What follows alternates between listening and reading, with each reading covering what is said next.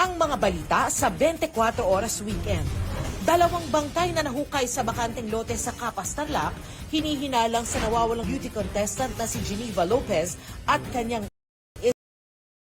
You are sailing within the Philippine Exclusive Economic Zone. monster ship ng China Coast Guard.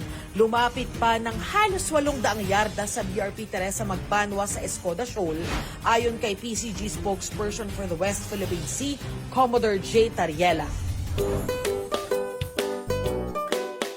At sinong sikat na balladeer ang fur parent ng nonchalant Persian cat at super kulit na Pomeranian na yan? Yan at iba pang mga balita dahil kasama niyo pa rin kami ngayong Sabado, 5:30 ng hapon.